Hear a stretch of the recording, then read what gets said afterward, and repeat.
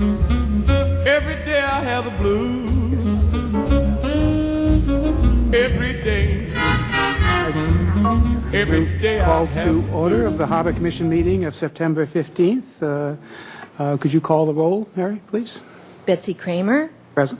Bill Spicer, Wilena Kushin, Corey Bantalan, Eric Friedman, Jim Sloan, Frank Kelly.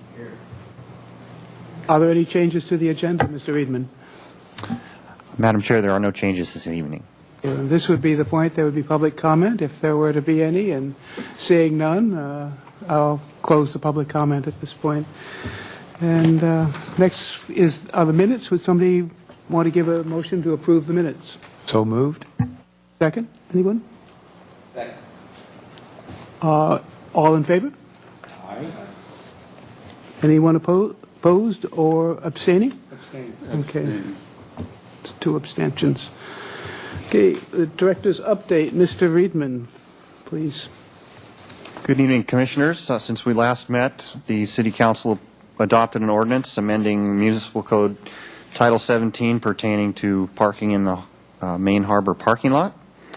Council also adopted an ordinance approving a 5-year lease with 2 5-year options with Skip Abed for the Santa Barbara Sailing Center. And Council adopted an ordinance approving a 5-year lease with a 5-year option with Seacoast to Santa Barbara, one of the yacht brokers at 125 Harbor Way. And the tentative items for the October meeting, the UCSB sailing facility lease agreement is, we hope to get that. It's still out for review at UCSB. The Santa Barbara water taxi agreement should be done. That's with the tenant for review. And the Stearns Wharf bait and tackle agreement has been signed and is ready to go.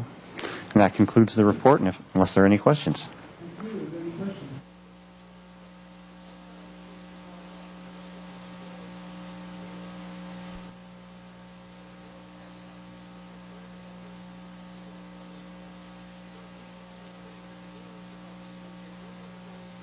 I have a question. What was the change to the parking? It was relatively minor changes involving definitions of trailer parking versus other types of vehicles and so forth. It was just maintenance and cleanup that we do every year to make the code clearer. We talked about that several months ago. Yes. Any other comments, Commissioners? The next item would be then the Business Services Report. Mr. Reedman again.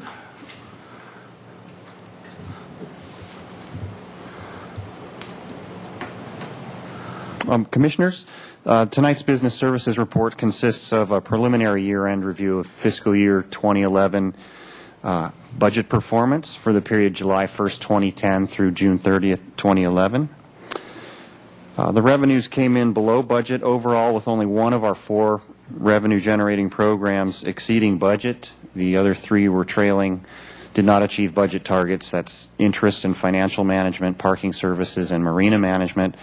Overall, the department came in at year-end $292,000 shy of the budget target, or about 2.5% below expectations.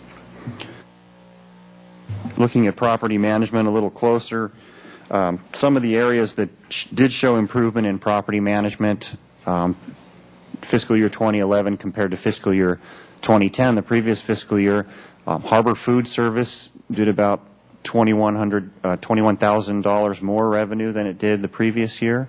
Stearns Wharf's food service rents improved considerably, over $111,000 additional rent received this year versus last year.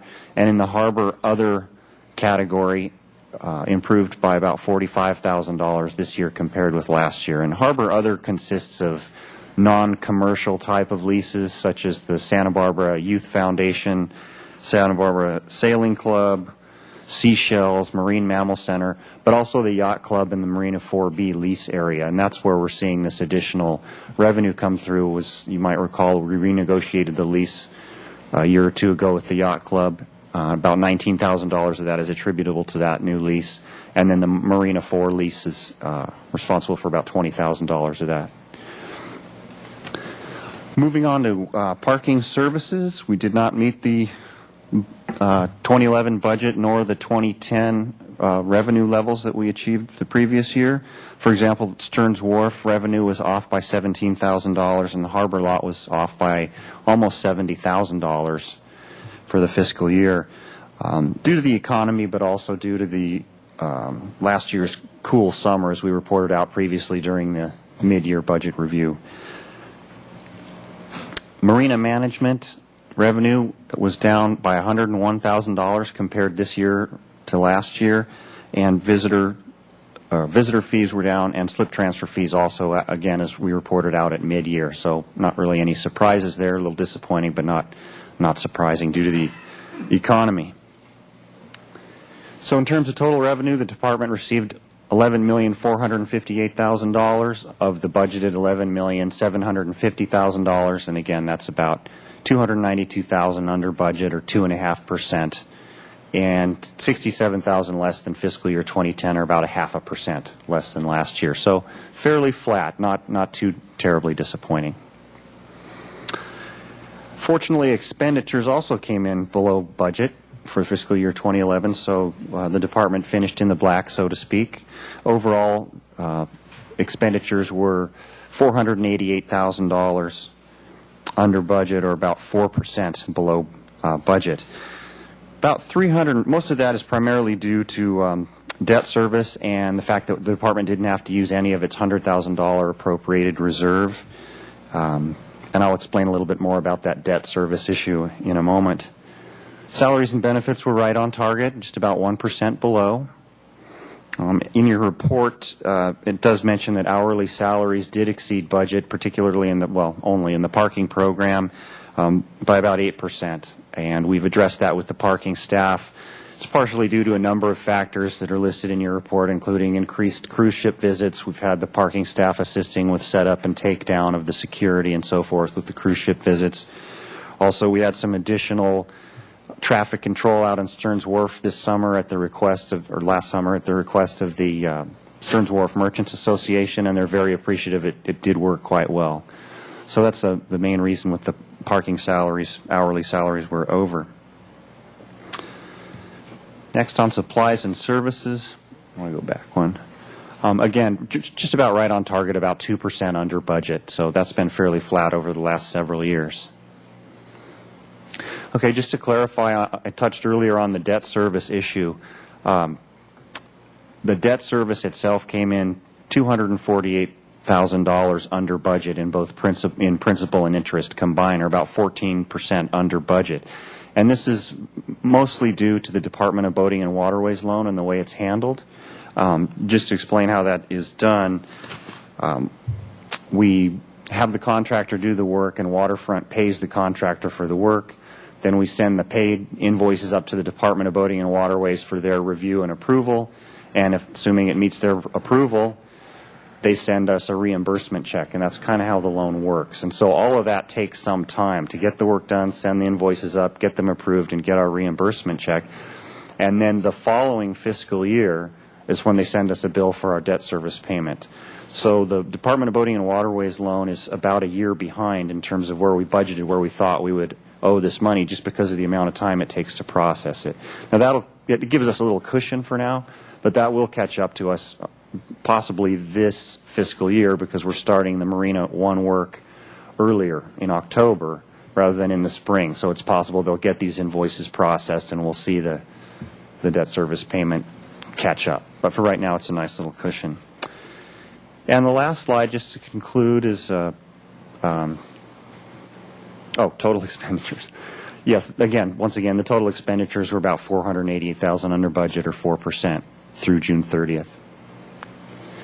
And I just thought we'd throw together a quick graphic here. This is operating revenues compared to operating expenditures, with the green line on the top being the operating revenues. You can see the big dip in fiscal year 2009, and the operating expenditures are shown below that in red, relatively flat, kind of encouraging, holding the line there. And this is, again, operating, so it's before the transfer to the capital fund.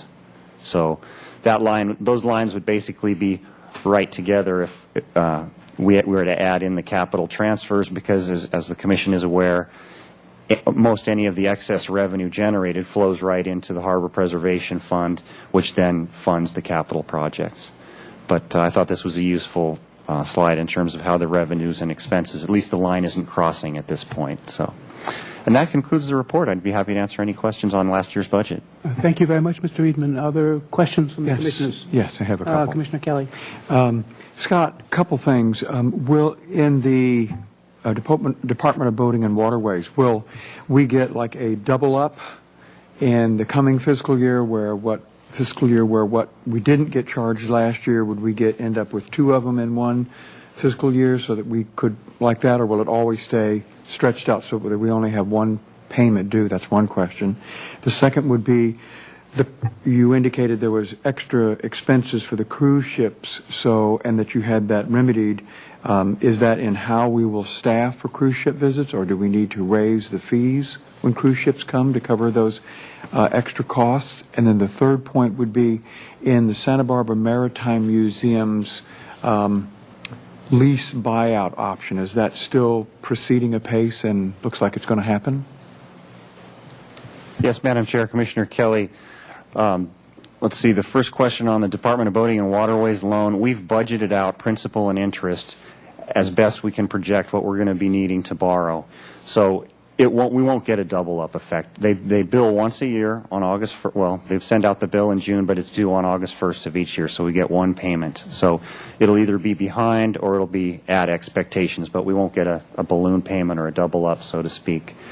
In terms of the parking staffing out on Stearns Wharf, we just have to, and for the cruise ship visits, we just have to have the staff watch more closely, what employees are doing that work, if they're the higher paid employees or the lower paid hourly employees, and how we can economize on that and just not let it get out of control.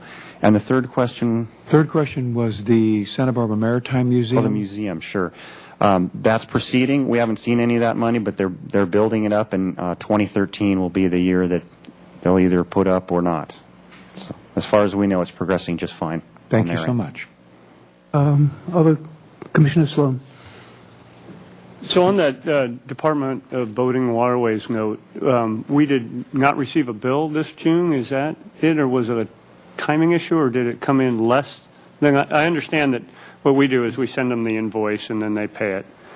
And was it that we didn't get enough invoices in when the cutoff was, or how did that work? And what was the amount that we ended up saving on that?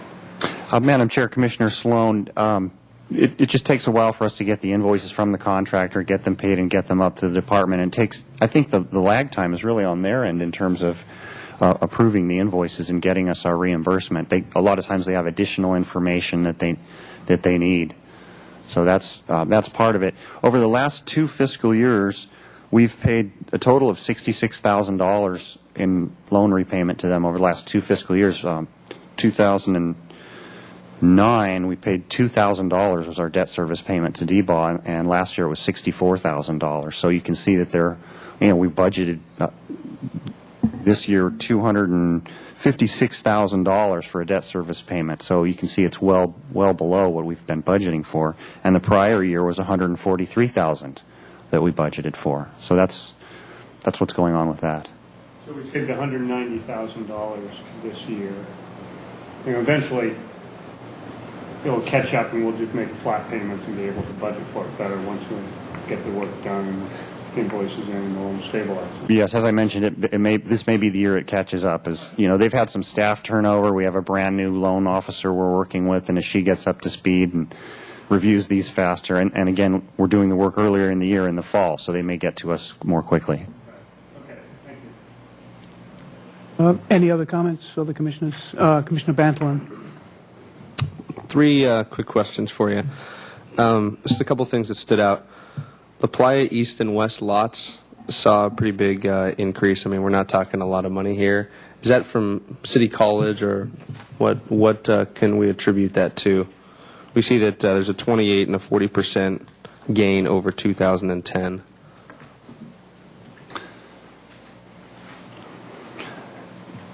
I'm not sure exactly what that's attributable to. I know that Fiesta, Old Spanish Days, when they do the parade, they will rent those lots from us, and so the last 2 years we've gotten considerable revenue from that.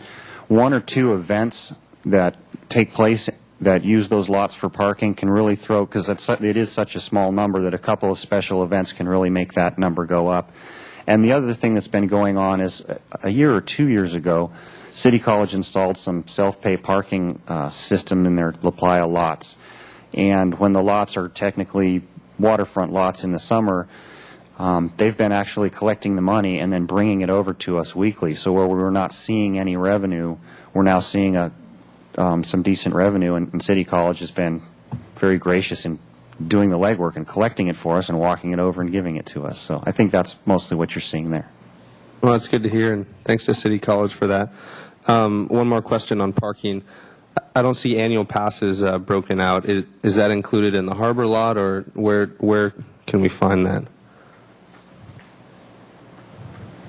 Madam Chair, Commissioner Bantolin, I noticed that too. What happened was I was trying to consolidate the spreadsheet so that it would be more readable and fit on your page, and I noticed after the packet went out that was part of what got consolidated. So that line item for waterfront parking permits was right on target, $336,000 for fiscal year 2011. We budgeted $325,000. So parking permit revenue has rebounded.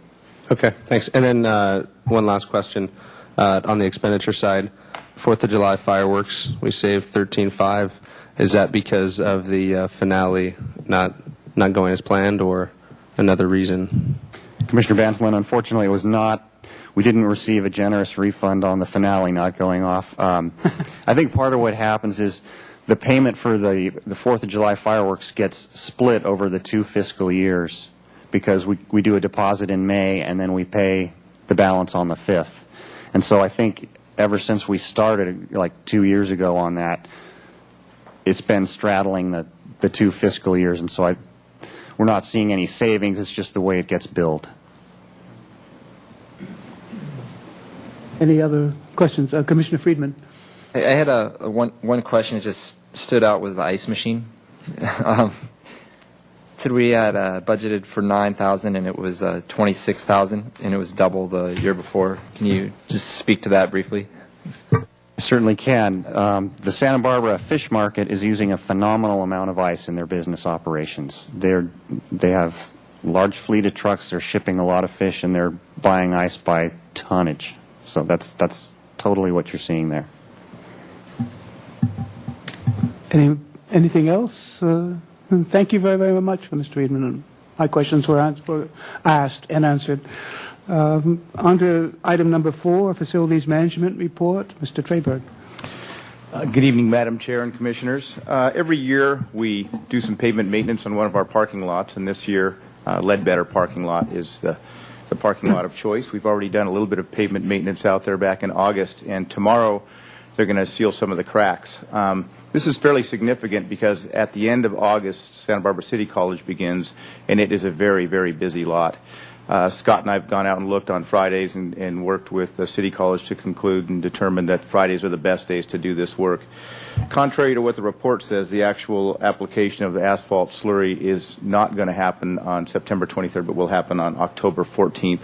We've contacted the City College and the Shoreline Beach Cafe, so they're ready for the work. It's important work to be done, and it'll take one day, and the lot will be closed the entire day on October 14th.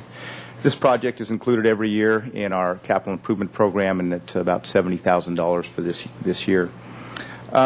A couple of weeks ago, on Wednesday, August 31st, there was a pretty serious power outage down at the waterfront. It was quite unusual in that it lasted as long as it did, and it affected as many people as it did. One of Southern California Edison's switches on their electrical grid failed, and they couldn't get a replacement for hours. There wasn't power for almost 18 hours for all the slip holders in the entire harbor commercial area. Using our recently acquired software program, Blackboard Connect, Mick and his staff were able to contact select user groups in the harbor, the slip holders and all the different restaurants and some of the other businesses, and let them know about the power outage.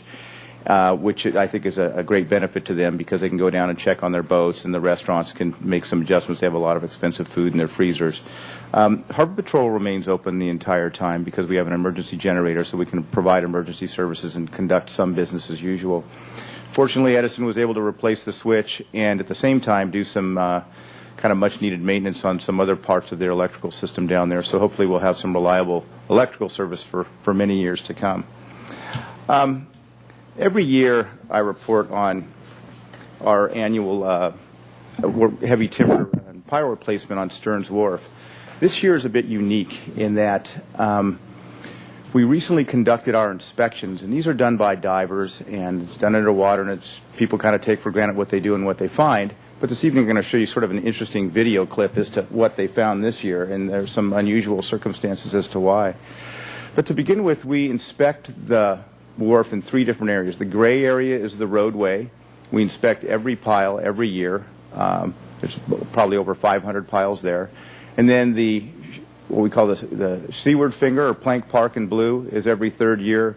The green area is the shoreward finger, and this part of the commercial area is every 3rd year. And then the pink area is every 3rd year.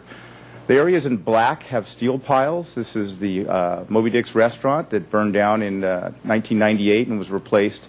And fortunately, we were able to use steel piles at the time. And then the other area is the the Ty Warner Sea Center, burned down in 2000, and part of the reconstruction was all steel piles. Like I said, it's a bit unusual to understand exactly what takes place when they do their inspections. And this year they found some kind of alarming conditions. I'm going to play a short video clip for you. Just as a precursor to this, you've probably seen some of the commercials recently where surfers and other kind of extreme sports participants use these GoPro little cameras. So one of our divers, Nick Negro, went and purchased a GoPro because he'd seen these things and wanted to show us what he was looking at. So he strapped this thing to his helmet and went and took a look at some of the piles and this is under the harbor restaurant area. What you can see there is where the abrupt change is where the pile wrap goes down. There's some seafloor scour that we've never seen before in this area. It's pretty abrupt. The pile itself is wrapped with a high-density polyurea coating. All the piles are to keep out the critters. And then here he is looking up underneath the harbor restaurant. That's the elevator shaft section. He's going to go back down and just briefly show you what they do. They scrape the piles, and then they take a hammer, and then they hammer on it until they hear a void. And if they hear a void, they cut a hole in the wrap, and then they usually probe in there to see what's in there. Oh, I don't know if we saw that. But he stuck his hand all the way through that pile, which is not good. Here's another pile, as you can see, is completely severed. It's offset to the side. The only thing that's holding it up is the wrap itself. And this is very alarming. We can't have this condition out there on the wharf. We normally don't see this extent of damage. And just another fringe benefit of working for the waterfront and being a diver is that some of the voids have some sea creatures that occasionally get harvested. So, not on the clock, that's true. Oh, goodness. That didn't go according to plan. Let me go back here. Goodness gracious. Oh. Oh, my. I may have to abandon this. I'm sorry. Unless... Well... Where do I find view? Well, okay. View. Here we go. Slideshow. Ah, there we go. Sorry about that. We have a new operating system, and I'm not used to it. So we inspect these areas, and then we found these unusual things, and so we talked a little bit about it. And that bed scour, seafloor scour in that area is really quite unusual, and it's probably one of two things. One was we had an enormous swell in February of 2008. Sometimes we get some unusual bed scour, and you can see here's a wave breaking all the way out at Moby Dick's. Sometimes we find that, but it was even more unusual, and we really think it had to do with the tsunami. This is an aerial photograph from a local pilot, Max Rosenberg, and if you look up here, you can see some of the turbidity and some of the currents. And later that day, the currents were so strong when they'd flow out that they were flowing right underneath this section of the wharf. You could stand on the wharf and just watch it flow through. And we think that the seafloor lowered by about 2 or 3 feet in this section and may have weakened some of these piles. Now, this is a kind of a problem for us because normally where there's an open deck, you can open up the deck itself and drive a pile right through the deck. Underneath a building like the Harbor Restaurant right here, we have to use 2 different techniques to restore the piles. Those piles that aren't completely severed, where there's still some good wood, we wrap a fiberglass jacket around it. And you can see it's a little different. We've done this several times. And fill it with epoxy resin, and it kind of recovers the cross-section and recovers the structural integrity of that pile.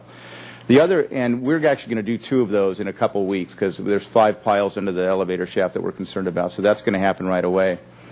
The other method, it's a little bit hard to see, but this is a steel pile right here, and it's actually a splice pile put together in several different pieces. It's a pretty complicated method of restoring the structural integrity to the wharf. We can't do it. We just opened up bids today to install 3 of these piles. We had a bid of about $28,000, which is considerably higher than what it takes to normally restore piles or replace piles at the wharf. So we're going to do 3 of those. That'll happen in October. We feel pretty comfortable, but we're going to be able to recover that section of the wharf underneath the building and make sure it's structurally sound for this winter's storms. I just thought I'd let you take a look at how we do business out there. It's really demonstrates the importance of thorough inspections and actually getting these guys in the water and looking at all the piles that we do. It's a very vulnerable and probably our most valuable asset in the city.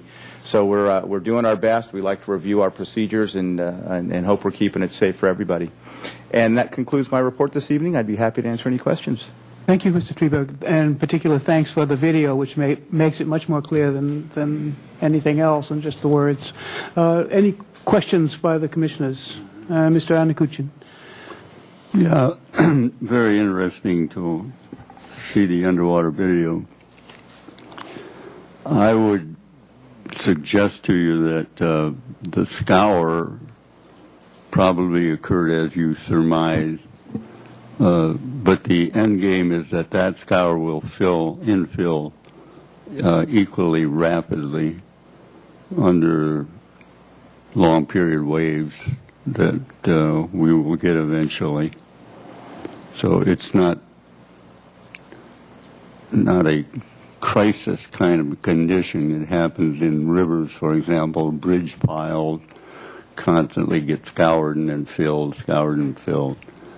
So as a general comment, I would say that that's not as worrisome as the fact that something is eating your wood, and you should attend to that. Commissioner Friedman. Thanks for that report, Carl. I had a question regarding, it says we budget $300,000 per year for the pile to inspect and do the work. But since that's a unique circumstance there, will the money to pay for that, the budget, is that part of the $300,000, or is it going to come from somewhere else? Madam Chair, Commissioner Friedman, something I neglected to mention was we're still compiling the results of the inspection of the entire wharf.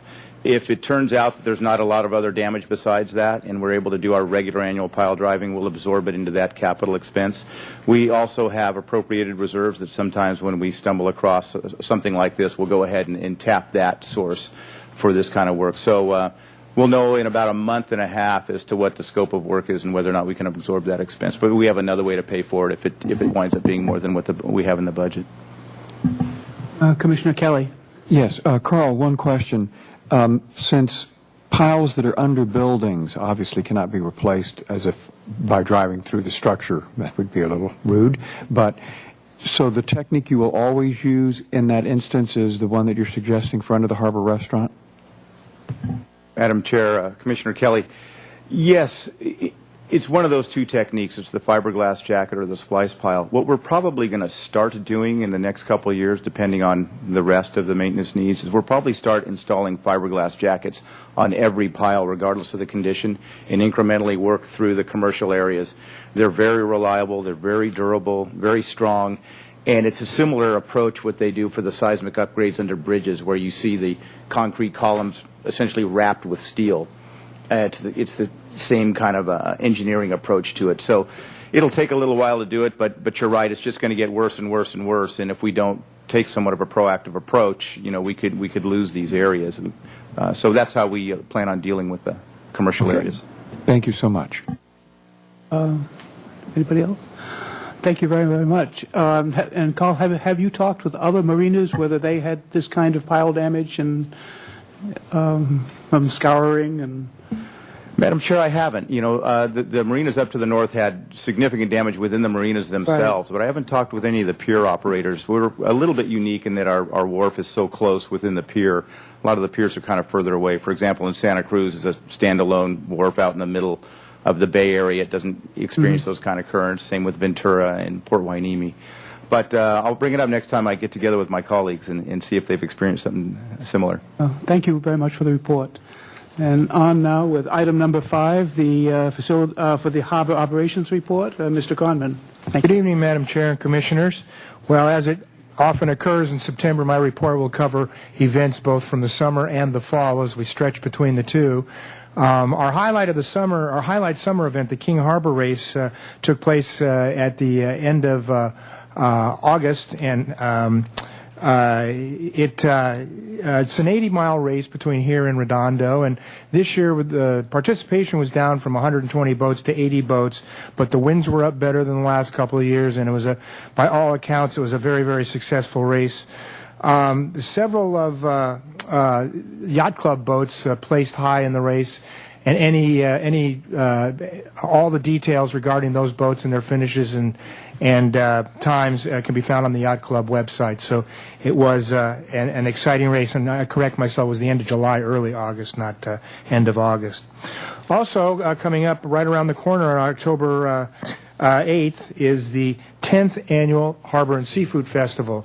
I think we're getting used to how great these festivals are. In fact, we looked closely at it this year and decided what we should change or what we should, tinker with, and we've decided that it's pretty much not broken. It's a beautiful event. It's quite popular, and so it will look very much the same as it has in the past.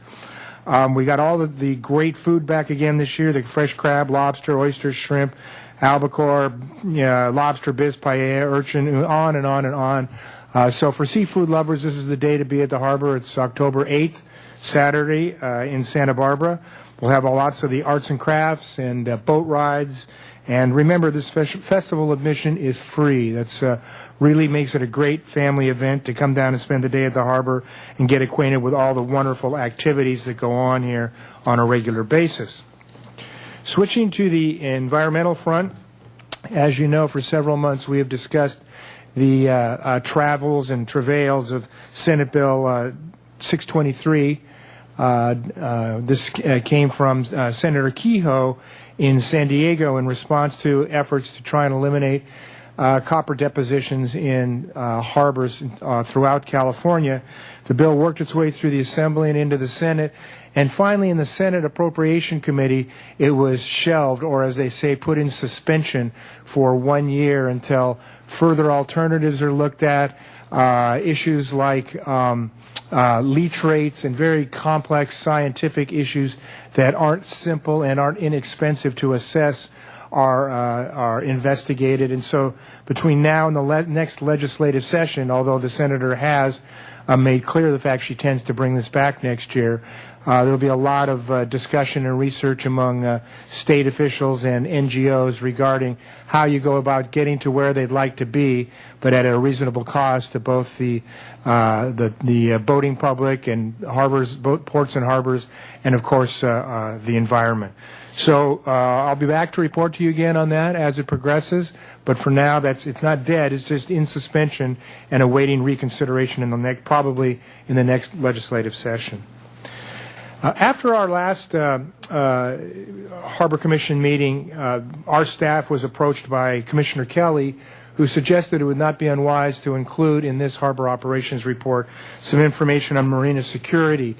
Commissioner Kelly, if I understand it correctly, I got this third-hand, had expressed some concern especially about how individuals find their way around the marina gates, in particular the Marina 1 gate, unauthorized individuals, that is, and what we do to prevent that and what could be done to prevent that further.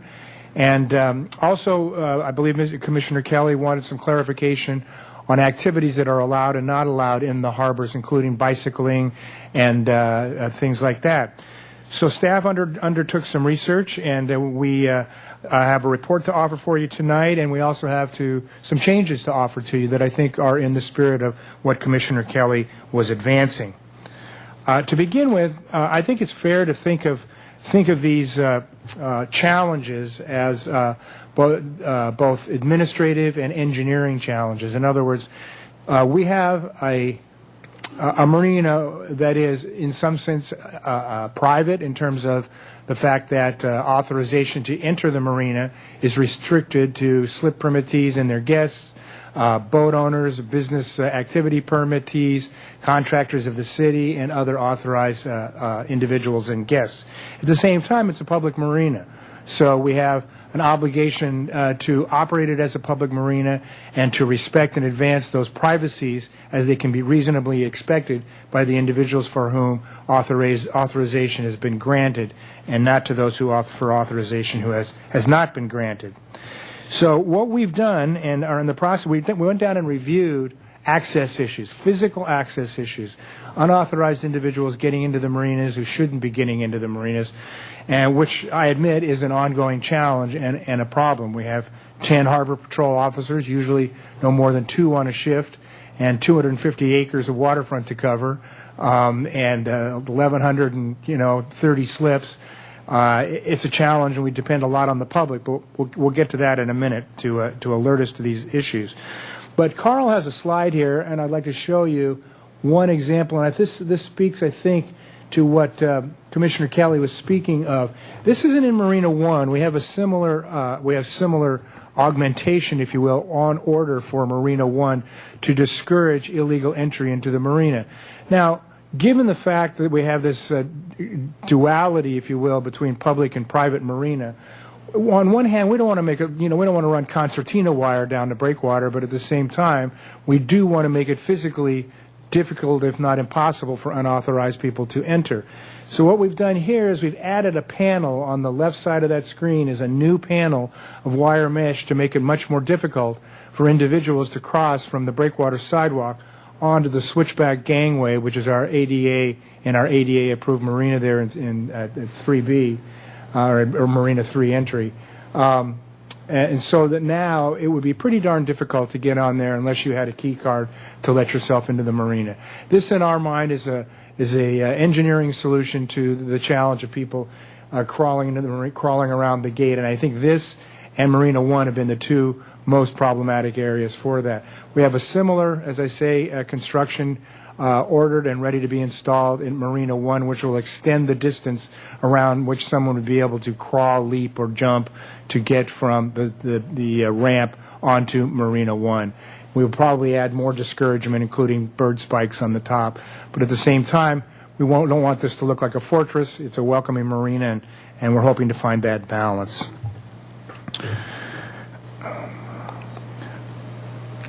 Finally, I'd like to note before we get to this that on the last note that it's really incumbent, and we've repeated this many times, that the boaters help us with this. Harbor Patrol is on duty 24/7. They can be reached in the office at 564-5530, but off hours if they're in the field, they can be reached on VHF channel 16. And they can also be reached via a VHF radio.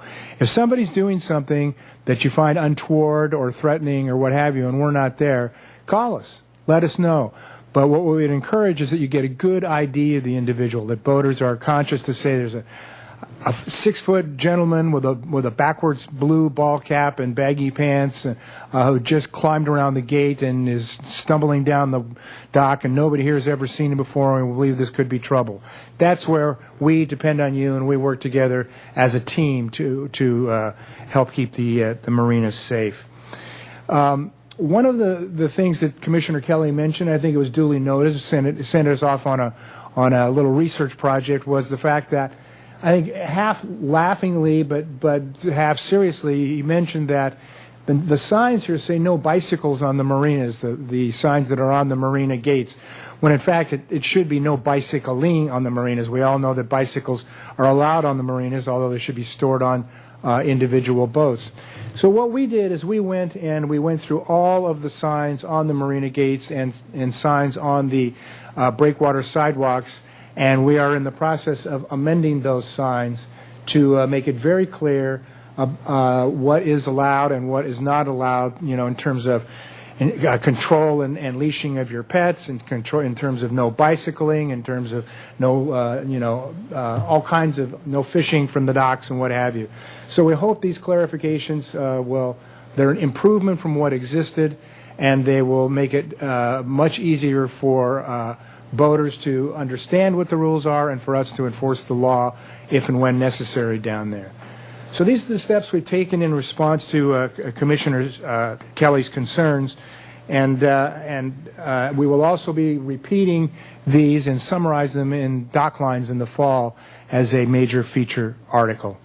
And that summarizes my report on that. But I did want to let you know also, speaking of Harbor Patrol, that on the 28th, we were honored by the fact that the California Department of Insurance Fraud teamed with Harbor Patrol to serve a felony warrant on a slip permittee aboard a boat. And you got to understand that, serving felony warrants for back taxes or tax evasion is not what we do on a daily basis.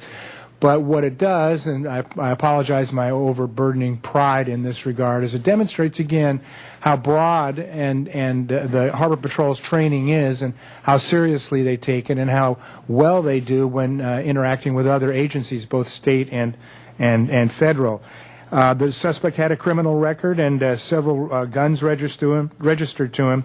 So Patrol and the state detectives met for quite a while and developed a joint tactical approach to this, and ended up approaching the boat from both land being the walkway, and sea, and apprehending the individual who went peaceably. And as a result, the Harbor Patrol officers involved in this, including Supervisor Captain Steve McCullough, received a commendation letter from the California Department of Insurance Fraud for their professional appearance, actions, willingness to assist other law enforcement agencies, and knowledge of the execution and tactical operations. So I know you join me in saluting Patrol in that regard, and it's an indication of also, I think you understand, of our intention to do the right thing relative to enforcement of rules and regulations on the docks.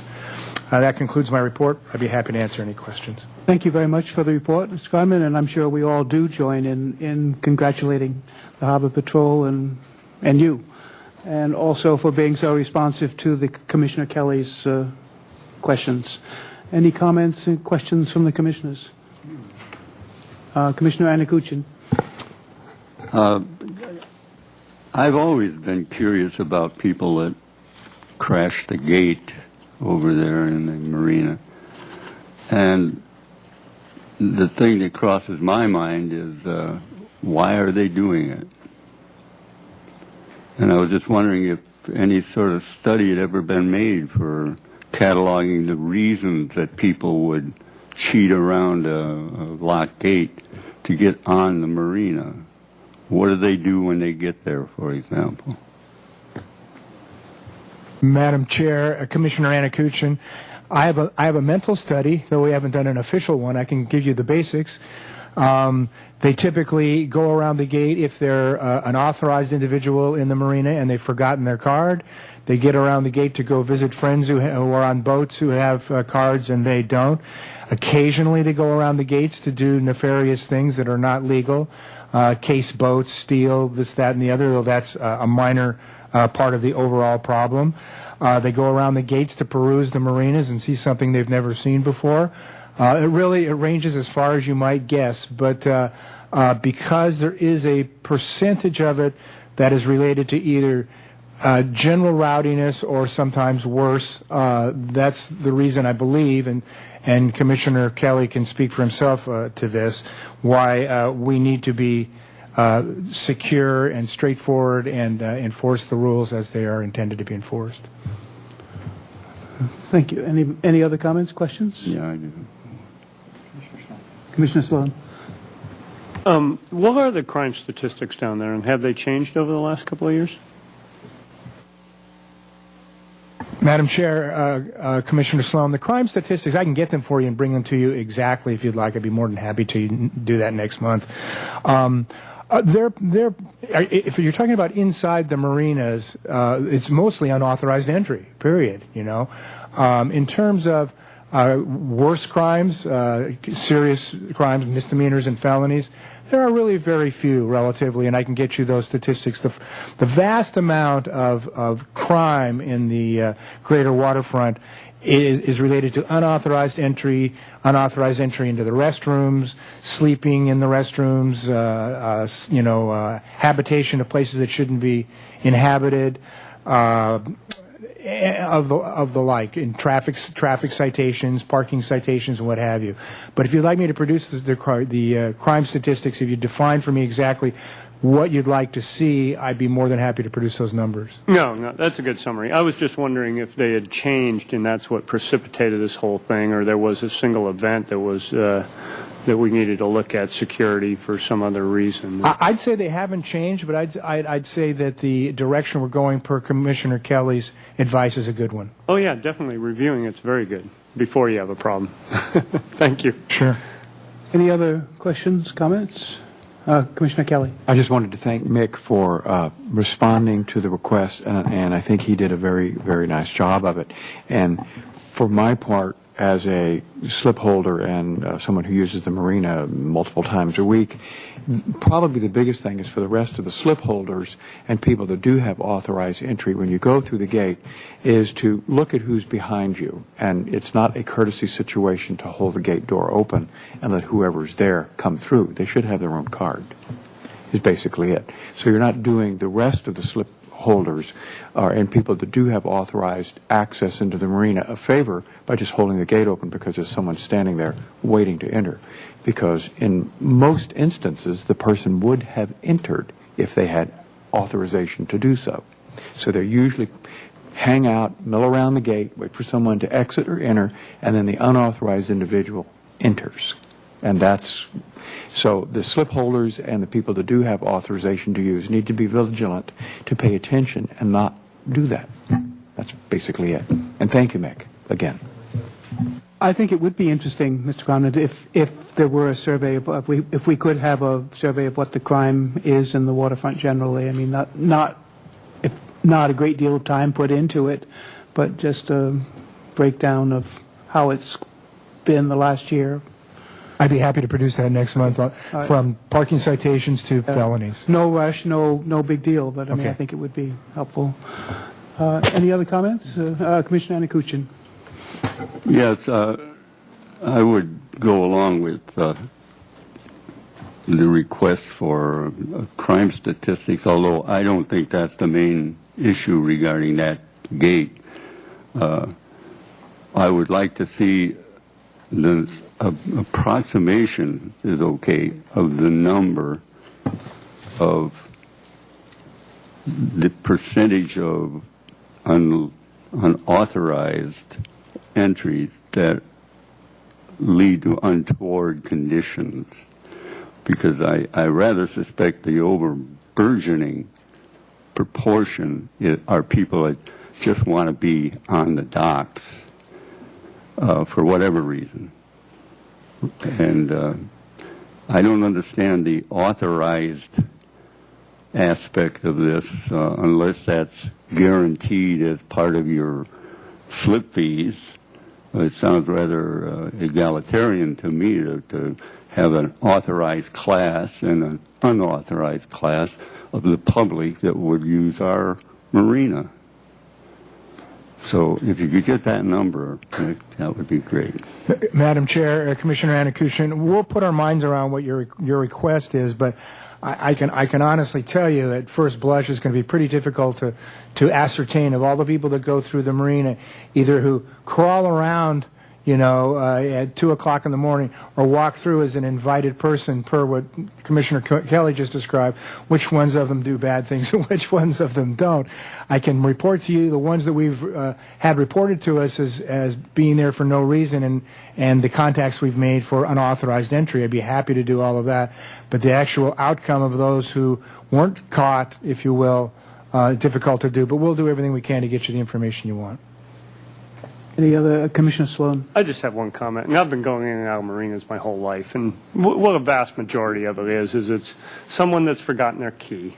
It's a friend. I say, come down to the boat, and, instead of calling me like I tell them to do at the gate, they see someone come through, and they just go through with them. Otherwise, or I have a cart full of stuff, and someone's kind enough to open the door and hold it for me so I can get down with the cart. I mean, that's what I think a vast majority of these are. I mean, in my experience.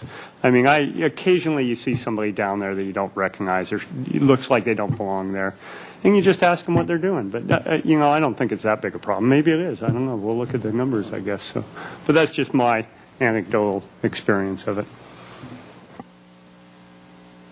Anything more? Yes. And Mr. Anakuchi? One more comment. How much did it cost to put up the mesh deflector so that we can get a sort of a cost-benefit ratio estimate here? Madam Chair, Commissioner Anakushin, the panels are $1,800. 1,800. 1,800. I guess, thank you very much. Thanks, Mr. Conman. And now moving on to new business, the proposed lease agreement with the store at Brophy's is Mr. Henry. Good evening, Madam Chair, Harbor Commissioners. Brophy and Sons Incorporated has leased the retail shop located below the famous Brophy Brothers restaurant since November of 2004. The current lease expired in July 2011, and the tenant has remained in holdover status with the department's approval since that time. The rent is currently $1,656 a month, or 10% of the sales, whichever is greater. The base rent is subject to the annual CPI increases. The store at Brophy's carries T-shirts, sweatshirts, and other merchandise with their logo. Additionally, the store carries the well-known Rin Spooner brand, a quality Hawaiian shirt, sunglasses, dresses, jewelry, and you can even get a deck of cards there. It's certainly a great place to shop. You might want to stop in while you're waiting for your dinner table. The basic lease terms for the proposed lease are as follows. For the term, 5 years with a 1 5-year option to extend. The rent is $1,656 or 10% of the gross sales, whichever is greater. The permitted uses, the tenant shall use the premises primarily for a clothing store, in which at least 75% of the value of the inventory will consist of clothing. And if you've been in there, you notice they've used just about every inch of space. Their sales figures are certainly a tribute to their business acumen.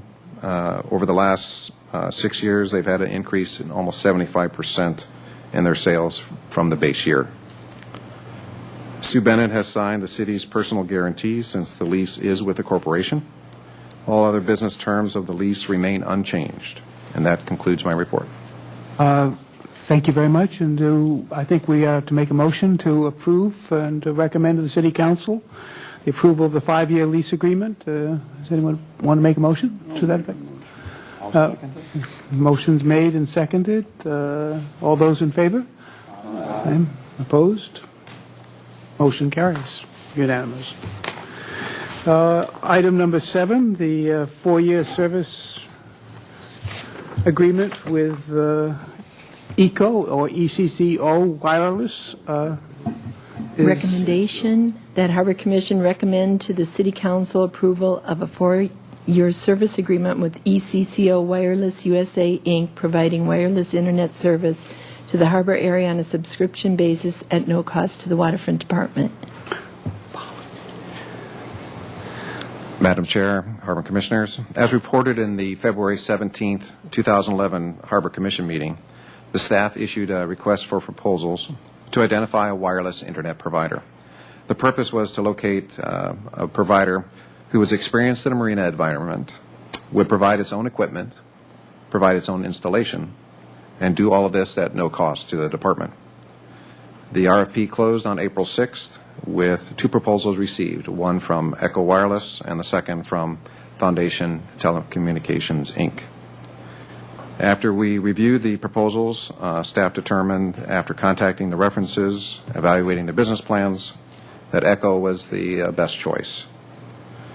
They were the only ones actually with a marina experience. FTI had only installed their dial-up service in a welcome centers in Kentucky. The basic lease terms are summarized as follows: a term of a 3-year service agreement with a 1-year option to renew. A concession fee is there are no fees for the first 2 years to allow them to amortize their equipment investment.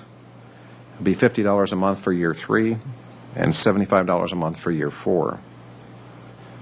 And under your attachment number 2, you will see the various service options that they will provide to the marina users. Again, the primary purpose of the Wi-Fi service is to provide an amenity for the harbor users rather than a source of revenue for the department, very similar to the laundry facility that we have at present. And that concludes my report. Thank you very much. Are there questions or comments? Commissioner Sloan? Do you know what other marinas they've installed this in, Pat? Madam Chair, Commissioner Sloan, top of my head, it was Redondo Beach and also down in Ventura. I did not bring their original packet. There was approximately 6 marinas that they had been involved in. Some resorts in California as well as in Utah. So they've had, it was roughly 3 pages of installations that they've done. And were you able to talk to the other marinas? And I was able to talk to the other marinas and the tourist centers that they had installed it in. Expectations are when you're outside your boat, you have great reception. When you're down deep in the berth or the bowels of the boat, you're not going to get as great a reception as when you're outside. So once those expectations are realized, then they had no problems whatsoever. Great comments from everyone. did any of these other sites have issues with the company, or how were they responsive when it came to service and things like that? Commissioner Sloan, Roger, that was a concern of ours to make sure that they would be able to respond.